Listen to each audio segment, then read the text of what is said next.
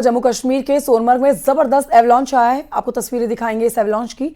हालांकि राहत की बात यह है कि एवलांच के खतरनाक होने के बावजूद अभी तक जानमाल के नुकसान की कोई खबर नहीं आई है। ये तस्वीरें आप देख रहे हैं सोनमर्ग से तस्वीरें जम्मू कश्मीर से, जहां पर ये एवलांच आया है और इस घटना को कैमरे में कैद कर लिया गया है। कैमरे में कैद की गई ये तस्वीरें हम आप तक पहुंचा रहे हैं।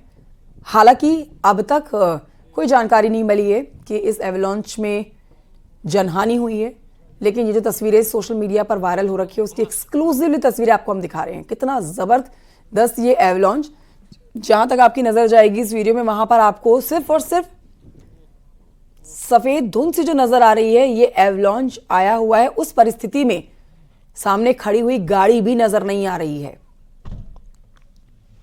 तो कुछ ही मीटर की दूरी पर यह गाड़ी जिसके अंदर से वीडियो बन रहा है उसके आगे एक गाड़ी खड़ी है। एवलांच आया और आप देखिए जिसने पूरे इलाके को अपनी चपेट में कुछ इस कदर ले लिया कि दिखना दुर्भर हो गया। ये देखिए, ये नई तस्वीरें आपको दिखा रहे हैं एवलांच की। जब एवलांच आता है तो किस तरह का मंजर बन जाता है जहां पर एवलांच आता है, वो इन तस्वीरों को देखकर आप अंदाजा लगा सकते हैं। हापुड़ की खबर जानिए, जहां पर प्राइवेट बस डिवाइडर से टकराकर हाईवे पर पलट गई और इस हादसे में बस में सवार 13 यात्री घायल हो गए। पुलिस ने इन्हें अस्पताल में भर्ती कराया है। बस लुधियाना से लखनऊ की ओर जा रही थी।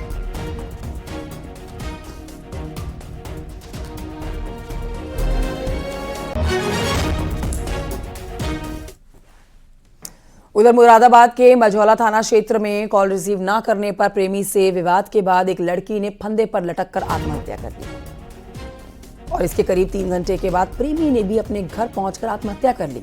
पुलिस और फॉरेंसिक टीम ने मौके पर पहुंचकर जांच पड़ताल शुरू की है। परिजनों ने पूछताछ के लिए यहां पर अपनी हाजिरी लगाई है थाने में। इनसे लगातार पूछताछ की जा रही है। पुलिस ने दोनों ही शवों को पोस्टमार्टम के लिए भेजा है और कार्रवाई जारी रखी है।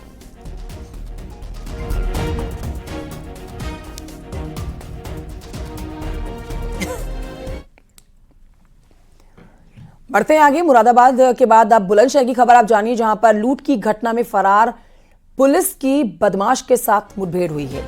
पुलिस की गोली लगने से बदमाश घायल हुआ है।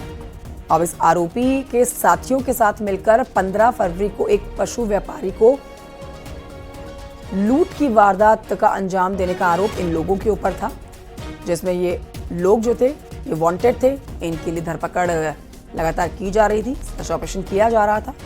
अब ये आरोपी जो पकड़ लिया गया है, इसके पास से लूट के 1.5 लाख रुपए बरामद कर लिए गए हैं। तमंचा, जिंदा खोखा बरामद किया गया है। फिलहाल घायल आरोपी को अस्पताल में भर्ती कराया गया है। थाना पहासू में खंडाहर रोड पर मुठभेड़ हुई।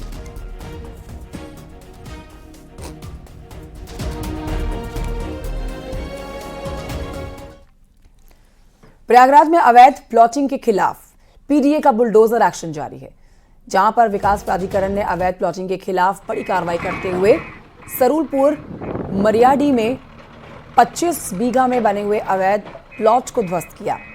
बताया जा रहा है कि जैद खालिद और अन्य लोगों ने मिलकर बगैर नक्शा निर्माण कराया, जिसके बाद प्रशासन ने बड़ा एक्शन लिया और इस कार्रवाई को जोनल के अधिकारी के नेतृत्व में कराया गया।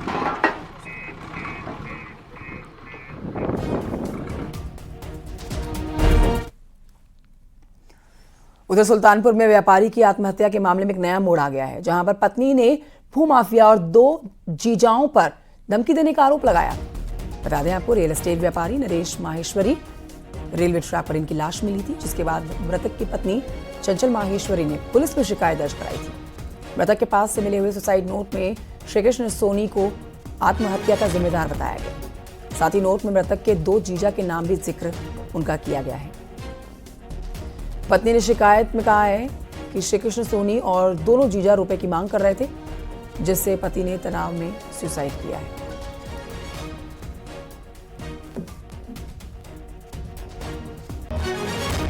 पैसों के लेन देन को लेकर ही इन्होंने सुसाइड किया है। इनका सुसाइड नोट भी मिला है।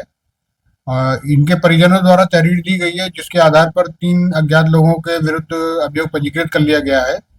साक्ष्य संकलन की कार्रवाई करने के पश्चात जो भी एविडेंसेस हमको मिलेंगे उस हिसाब से आरोपी के विरुद्ध कार्रवाई की जाएगी।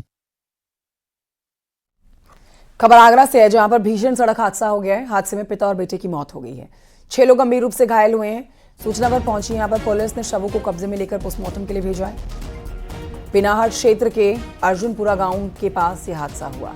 एक ही परिवार के 12 लोग ऑटो में सवार होकर त्रयोदशी संस्कार में गए हुए थे।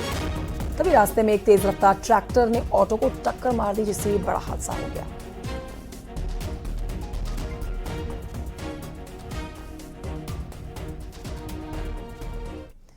उधर ग्रेटर नोएडा में अंसल बिल्डर के खिलाफ दादरी थाने में एफआईआर दर्ज की गई है। बुलंदशहर खुर्जा विकास अथॉरिटी ने ये एफआईआर दर्ज कराई है।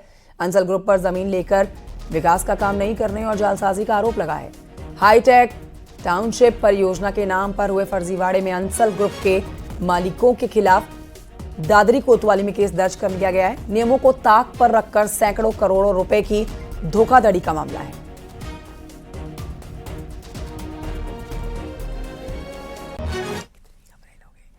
तो वहीं आगरा से एक और बड़ी खबर, जहां पर तेजी से विकास की जानकारी मिल रही है।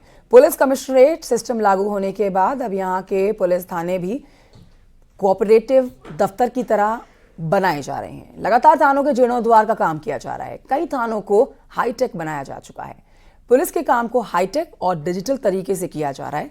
ज्यादातर थाने भी सीसीटीवी से लैस हैं।